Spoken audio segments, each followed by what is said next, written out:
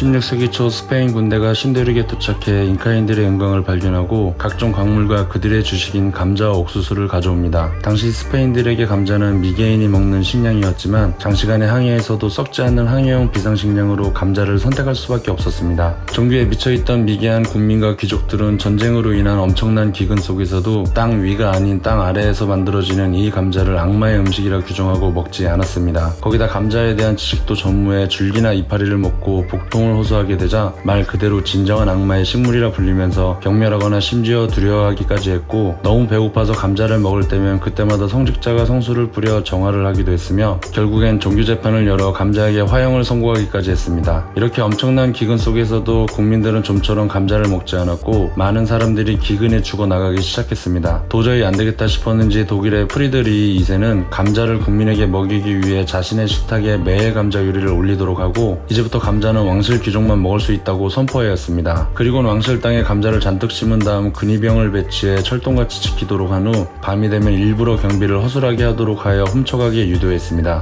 많은 사람들이 밤이 되면 황제의 감자를 훔쳐갔고, 이게 소문을 타면서 국민들 스스로가 공터마다 감자를 심어 먹으면서 결국 많은 국민을 살게 된 것입니다. 당시 보편적인 상황을 고려해보면 감자는 분명한 악마의 식물이 맞았지만 프리드리히 2세는 왕실 마케팅을 활용해 럭셔리 식재료로 선동시켜 굶주린 국민을 살리는 거짓 정치를 했던 것입니다. 이처럼 정치라는 것은 꼭 진실을 말하지도 않으며 그것이 꼭 사실일 필요도 없습니다. 만약 악마의 식물이라는 사실을 그대로 믿게 두었다면 과연 그 많은 국민들을 살릴 수 있었을까요? 현재 우리의 정치 역시 눈으로 보이는 직접적인 사실만으로 판단해서는 안됩니다. 정치는 결코 정의롭지도 사실만을 말하지도 않으며 어떤 특수한 목적이 존재할 뿐, 우리는 그 정치가 말하는 목적에 대해 알 필요가 있고 노력해야 합니다.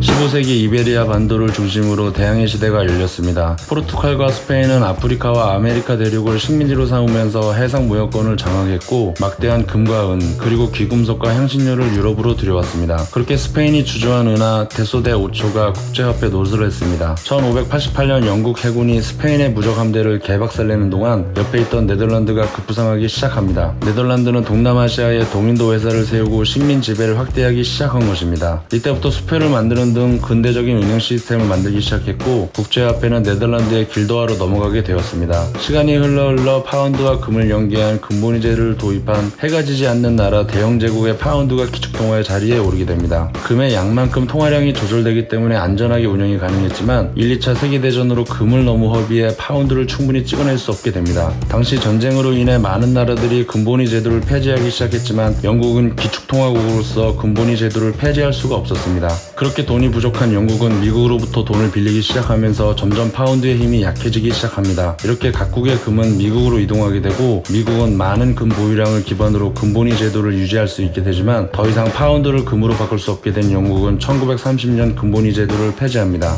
이렇게 화폐의 패권은 완전하게 미국의 달러로 넘어가게 되고 결국 1944년 7월 44개국이 미국 뉴햄프셔스 브레턴 우즈에 모여 달러를 기축통화로 삼는 근본위제에 합의하고 이런 시스템을 브레턴 우즈 체제라고 합니다. 기축통화라는 강력한 권력과 막대한 자본금으로 1947년 미국의 국무장관이었던 조지 C 마셸이 제창한 유럽 부흥 계획으로 은혜로운 미국은 유럽의 천문학적인 경제적 기술적 지원을 해주었습니다. 이로 인해 유럽의 국가들은 빠르게 재건되었고 심지어 세계대전 이전보다 훨씬 더 부유한 국가로 거듭나게 되었습니다. 당연하듯 유럽 국가들 사이에 미국에 대한 호감도는 크게 늘어났는데 중립국이었던 오스트리아, 스위스, 스웨덴, 그리고 이다나 프랑스, 과거 추축국인 독일, 이탈리아 등이 나라까지 지원해주면서 유럽의 각국들은 이전에는 누리지 못한 풍요로운 삶을 즐기게 되었고 이렇게 미국의 달러는 기축통화국으로서 확고한 자리를 잡습니다. 이 착한 마셜 플랜은 현재의 미국 주도의 세계경제체제 건설의 중요한 키워드로 꼽히는 사건입니다. 하지만 전쟁의 현실은 이러합니다. 미국에서 2차 대전을 좋은 전쟁이라 부르는데 그 이유는 이 전쟁을 통해 미국은 1930년대 대공황을 벗어났고 실컷 이용한 파시즘 전체주의를 물리쳐 세계의 자유와 민주주의 수호자로 떠오르면서 전세계 경쟁의 절반을 차지하는 최강의 경제력 전략과 핵무기 등 막강한 군사력을 지닌 패권 국가가 되었기 때문입니다. 거기다 포드, GM, IBM, ITT, 스탠다드 오일 등 미국의 대기업들은 1933년 히틀러 집권 이후에 독일에서 편하게 돈을 쓸어 담았습니다. 당연히 그들은 전쟁 물자인 탱크, 전투기, 석유, 정보통신기술 등을 나치에 공급했습니다. 1933년 독일 나치 정부가 집권하고 공산주의 및 사회주의 정당을 쓸어버리고 노동조합을 금지하며 아우토반 등 인프라 건설과 재무장을 착수할 때 미국의 금융 엘리트들은 침을 흘릴 수밖에 없었습니다. 뉴딜 정책으로 말 많은 노동자들이 싫었던 미국이었는데 나치들은 그런 말 안 듣는 노동자들을 손쉽게 봐주고 재무장으로 인한 엄청난 산업으로 돈을 쓸어 담을 수 있었기 때문입니다. 그뿐만이 아니라 미국은 히틀러에게 직접적으로 돈을 지원해주기도 했습니다. 여기서 재밌는 점이 전쟁 중 독일 내 미국 기업은 거의 폭격을 받지 않았으면서 전쟁이 끝나고 공습으로 독일 내 미국 기업이 피해를 받았다고 지랄을 해서 거액의 보상금을 타내는 야무진 모습까지 보여줬다는 점입니다. 이건 당연히 미 정부와 기업이 긴밀한 관계를 맺고 있었고 공습 전 공장을 다른 곳으로 옮겼기 때문에 폭격을 거의 받지 않았던 겁니다. 이처럼 현실은 착한 미국이 나쁜 독일 나치를 떼치하는 것도 아니었으며 선과 악을 떠나 이윤 추구를 위한 순수한 경제활동일 뿐 세상은 원래 그렇게 돌아갑니다. 히틀러라는 괴물을 미국이 만든 건지 아니면 히틀러라는 괴물이 탄생하고 미국이 적극 도운 건지는 알 수는 없지만 적어도 이 판을 미국이 짠 건 확실합니다. 하지만 역사는 히틀러의 정신 나간 단편적인 모습만 보여줍니다. 독일에서 돈을 크게 벌던 기업들은 포드, GM, 스탠다드 오일, 듀퐁, 유니온 카바이드, 웨스팅하우스, 제너럴 일렉트릭, 굴리치, 이스트만 코닥, 코카콜라, IBM, ITT, JP 모건, 딜론 앤 리드, 설리번 앤 크로멜 등입니다. 이 기업들은 일본의 전범 기업보다 더하면 더했지 절대 부족하지 않은 기업들이며 선비들이 그렇게 떠드는 진정성 있는 사과는 단 한마디도 하지 않았습니다. 이제는 좀 착한 척하면서 선택적 불매 같은 어리석은 행동을 하지 말아야 합니다. 아무튼 미국은 이번에도 학교 교육, 뉴스, 각종 영화로 손쉽게 이미지 세탁을 합니다. 역시 우리가 알아야 할 것과 알면 안 되는 것을 구분해 가르칩니다. 시간이 흘러 미국은 마치 일부러 그런 듯 베트남 전쟁으로 금 보유량을 넘어선 매우 많은 달러를 찍어내고 1971년 리차드 닉슨 대통령이 손쉽게 근본이제를 못하겠다고 포기 선언을 합니다. 당연 다른 모든 나라들은 지랄을 했지만 미국이 무섭기도 하고 별다른 대안이 없어 미국 워싱턴의 스미스소니언 박물관에서 회의를 열어 금이 없어도 달러를 기축통화로서 계속 인정하기로 해줍니다. 기존까지 달러의 가치를 금에 고정시켜왔지만 이제부터는 시장의 수요와 공급에 의해 자유롭게 결정하겠다는 내용이었습니다. 드디어 극심한 환율과 변동과 외환위기 시대가 열린 것입니다. 하지만 신뢰했던 달러의 배신으로 시장은 혼란이 오고 달러의 가치는 점점 떨어져 갑니다. 그래서 대안으로 금 대신 등장한 게 바로 석유입니다. 페트로달러 즉 석유는 달러로만 살 수 있다는 계획 내용으로 석유 수출기국 오펙의 우두머리 사우디의 뒤를 미국이 봐주는 것이 조건이었습니다. 이렇게 미국은 지정학적 장점과 기축통화인 페트로달러에 따른 엄청난 경제 규모, 그 경제를 바탕으로 한 넘사벽 군사력으로 진정한 패권 국가가 됩니다. 여기서 오펙의 우두머리 사우디를 쉽게 엮은 것도 다 이해관계 때문으로 예를 들자면 미국이 뒤에서 특정 나라가 사우디를 공격하게 하고 또 사우디에 가서 보디가드를 해준다는 명분을 내세우는데 사실 이마저도 보여주기식으로 사우디라는 나라의 특징을 알아야 합니다. 사우디는 원래 부족사회로 알사우드라는 가문이 무력으로 1926년 나라를 건설했습니다. 침략을 통한 피를 보고 나라를 세운 거니 여러 부족들이 불만이 많을 수밖에 없었고 이 불만을 잠재우기 위해 정략 결혼을 굉장히 많이 했습니다. 그러다 보니 왕자는 몇천 명이나 막 쏟아져 나오게 되고 당연히 국왕승계에 문제가 생기게 됩니다. 이걸 미국이 여러 작업을 해주면서 왕위도 안전하게 계승해주고 뒤를 봐줬던 겁니다. 쉽게 말해 미국으로부터 고품격 고문과 암살 서비스를 받은 것입니다. 이렇게 미국은 석유를 통해 안정적인 기축통화 가치를 지켜나가게 됩니다. 간단히 정리한 화폐와 전쟁의 역사만 봐도 음모론 추종자들의 외계인이나 개제의 같은 어둠의 세력에 의한 종교 목적이 아닌 항상 경제적인 이유와 함께 인류가 움직였다는 걸 알 수 있습니다. 연합국과 나치의 양쪽에 무기를 팔았던 미국의 기업도, 영국과 미국의 패권 싸움의 종지부를 찍어준 리틀보이도, 미국이 뒤를 봐주던 사우디 주축으로 발생시킨 석유파동도, 고금리 정책으로 실적 없던 닷컴 기업을 박살냈던 IT 버블도 모두 먹고 사는 문제, 즉 경제와 연관된 의도적인 사건이었습니다. 그렇다면 여기서 말하는 경제라는 게 무엇인지 한번 정리할 필요가 생깁니다. 경제의 사전적 의미는 재화를 통해 생산과 소비하는 인간의 행위라고 정의되는데 쉽게 말해서 돈 주고 만들고 사는 행위를 말하는 것으로 경제가 좋다라는 말은 잘 만들고 잘 산다, 즉 만들고 사는 행위 그 순환이 원활하다는 말이 됩니다. 여기서 착각하는 부분이 돈을 많이 쌓아두는 걸 경제가 좋다라고 생각하는데 그것은 틀린 겁니다. 돈이 많고 국민의 삶의 질이 좋은 것과 경제가 좋다라는 말은 완전 다른 개념입니다. 경제가 성장한다는 건 생산과 소비의 파이가 커지는 걸 말하는 것이고, 경제 성장을 위해선 돈이 더 필요합니다. 돈은 중앙은행에서 찍어내고 그 찍어낸 돈을 은행이 빌리고, 기업들은 은행으로부터 돈을 빌려 생산을 하고, 기업이 만들어낸 직장에서 돈을 번 소비자들이 그 생산품을 구매하는 식으로 경제가 돌아갑니다. 여기서 경제 성장을 위해 중앙은행은 돈을 더 풀어버리면 그만큼 생산은 커지고 소비자의 구매력도 커지게 되는 것입니다. 이렇게 경제는 비육비육 성장하는데 큰 문제가 생깁니다. 바로 중앙은행에서 돈을 계속 풀다 보면 화폐의 가치가 하락하게 된다는 것입니다.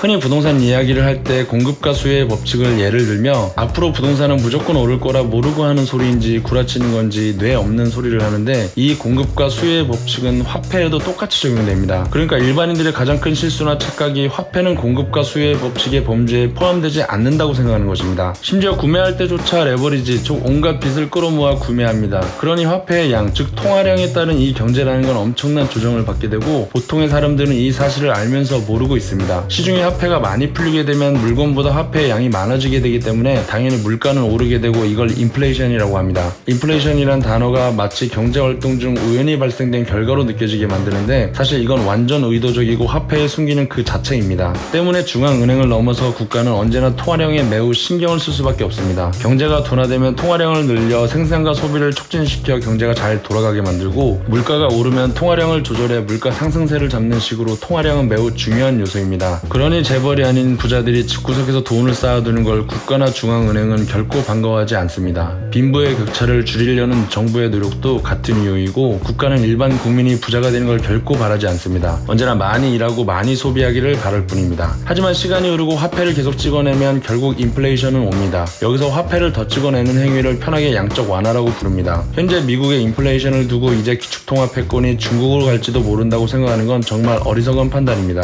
저 같은 방구석 유튜버도 아는 내용을 화폐 전쟁에 승리하고 근본이제를 과감히 버리고 지금의 페트로달러를 만든 기축통화국의 그 미 재무부 연준이 몰랐을까요? 그들은 이미 훨씬 전부터 알고 미리 준비하고 있었습니다. 인플레이션과 같은 상황에 통화량을 조정 및 축소하는 것을 양적 긴축이라고 합니다. 즉 돈을 조금 풀거나 줄인다는 겁니다. 그럼 경제는 어떻게 될까요? 당연히 경제의 소비와 생산의 순환은 서서히 망가지기 시작하고 박살나게 됩니다. 그들의 입장에선 경제가 박살나는 건 그렇게 놀랄 일이 아니라는 겁니다. 화폐의 기본 성질이지만 인플레로 인해 물가가 상승했다고 각종 통계 자료와 이빨을 좀 털어주면 쉽게 양적 긴축으로 넘어갑니다. 이제 연준이 기준금리를 올리기 시작하고 국민들은 이것을 쉽게 납득합니다. 여기서 미국의 기준금리는 일일물 연방기금 금리 또는 콜금리라는 것으로, 미국의 어떤 한 은행의 지급준비율, 그러니까 예금자가 불시에 돈을 빼갈 걸 대비한 최소 보유금의 비율을 말하는 것으로, A라는 은행이 지급준비율이 부족하면 B라는 은행에서 하루라도 잠깐 무담보로 대출을 받는데, 그때 발생되는 금리가 연방기금 금리, 즉 기준금리가 되는 것입니다. 쉽게 말해 은행과 은행이 빌려주는 24시간용 무담보 대출금리라고 생각하면 됩니다. 참고로 BIS 비율은 대출과 관련된 준비금으로, 대출 나간 게 안 들어올 걸 대비해 준비해두는 돈으로 지급준비율과는 다릅니다. 똥반 소리를 길게 했지만 중요한 건 말 그대로 기준이 되는 금리라고 생각해도 무방합니다. 이렇게 기준금리를 올리고 시작한다는 건 통화량을 조절한다는 것으로, 수요와 공급의 법칙에 따라 돈은 부족해지기 시작합니다. QT가 시작되면 채권, 주식, 코인, 부동산 등 각종 유동성의 가치는 서서히 떨어지고 경제는 망가지기 시작합니다. 당연하게 대출해준 이자를 올리니까 대출하는 사람도 적어지고 기업 활동도 축소되면서 투자가 적어지게 되고 결국 소비 축소까지 발생됩니다. 그리고 이것이 악순환을 일으키며 반복됩니다. 이렇게 경제가 망가지면서 일반 국민이 죽어나가겠지만, 이 통화량을 통제하지 않으면 기축통화 달러의 가치는 걸레짝이 되어버리고 기축통화의 붕괴는 엄청난 재앙을 야기시킵니다. 빌더버그 회의라는 전세계의 강력한 권력자들이 모임이 존재하는데, 거기서 매번 떠들었던 지속 가능한 작업이 시작됩니다. 연준이 시중에 풀린 통화량을 불안한 듯 쳐다봅니다. 어느 정도 경제의 규모는 본인들에게도 좋지만 경제가 커지면서 화폐 가치가 떨어지게 되고 결국 기축통화라는 지구상에서 가장 강력한 권력을 잃어버리는 것이 정말 두렵기 때문입니다. 이대로 가면 통화량에 따른 화폐는 무조건 무너집니다. 보다 효과적으로 QT를 발생시키기 위해 QE를 잔뜩 일으켜 거품을 보다 크게 키웁니다. 감기 핑계로 시중에 돈을 뿌려 통화량을 더욱 늘리면 어리석은 일반 국민들은 미친듯이 투자를 시작합니다. 얄미운 소수의 여우 같은 대기업들은 벌써 눈치 까고 기업의 재산을 현금화시킵니다. 뒤가 구린 애들이나 탈중국하는 애들에게는 비트코인으로 유혹합니다. 자금 출처를 추적할 수 없다고 광고해주고 가치가 계속 상승하게 작업 좀 해주면 지하세계의 돈을 모두 끌어올 수 있습니다. 그러기 위해선 이 코인의 가치가 있어야 하기 때문에 북한산 마약을 이 코인으로 거래하게 만듭니다. 역시 배운 놈들이라 페트로달러와 같은 시스템을 적용하니 완벽해집니다. 일반 국민은 북한에서 블록체인 국제회의를 개최해 존재했다는 사실도 모르고 관심도 없으며 그저 북한은 미국과 적대국이라고만 생각하고 있습니다.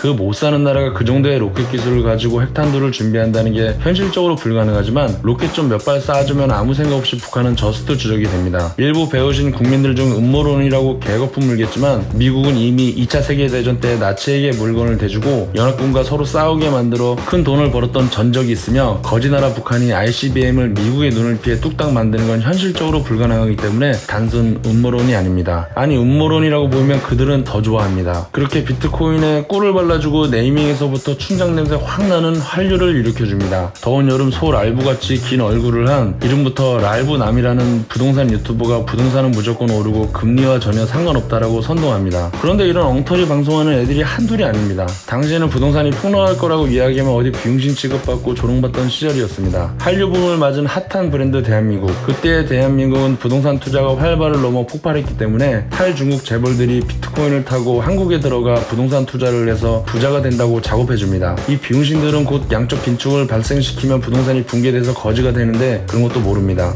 그런데 버닝썬 이것들 때문에 출처를 알 수 없는 300억짜리 부동산이 걸렸습니다. 일부러 걸린 건지 몰라도 아무튼 국민들은 이런 건 관심이 없습니다. 그저 성폭행 비디오만 좋아라 합니다. 이런 사건들이 대한민국에서만 발생하는 게 아닌 세계 곳곳에서 화폐와 관련된 일로 계속 터지는 겁니다. 지금까지 말한 게 단순히 미국을 빌런처럼 설명한 것 같지만 그저 미국은 통화량 팽창에 따른 화폐 가치를 막기 위한 오랜 작업일 뿐이었고 이는 곧 전세계의 평화와 번영을 유지해주는 결과를 주게 되는 것입니다. 무조건 나쁜 것도 무조건 선한 것도 아닌 그저 인과율의 흐름 속에서 인간들은 자연스럽게 다음을 향해 갈 뿐이고 다음을 가기 위해서 유럽의 감자와 같이 속고 속이는 정치를 할 수밖에 없는 것입니다. 그리고 이런 걸 정부는 일반 국민들이 아는 걸 원하지 않습니다. 그저 눈에 보이는 현상에 따라 이 흐름을 같이 타는 걸 정부는 원합니다. 부동산 거품이 커질 때 그 흐름의 편승에 연끌 투자를 하길 원하고 양적 긴축으로 부동산이 붕괴될 때 모두 같이 붕괴되길 정부는 원합니다. 최저 시급을 올려 자영업을 박살내 양적 긴축에 의한 충격을 완화시키고 의도적인 인구 감소를 계획합니다. 생산과 소비의 순환인 경제활동에 우리나라는 파이가 커지면 그만큼 경제를 돌리기 위해 수입을 해야 하고 수입을 하기 위해 외화를 벌여야 하기 때문에 수출을 해야 합니다. 하지만 양적 긴축으로 수출이 축소되면 우리의 경제 규모를 축소시켜야 합니다. 그런 이유로 양적 긴축 기간에는 인구 감소가 훨씬 유리하기 때문에 의도적인 감소를 실시합니다.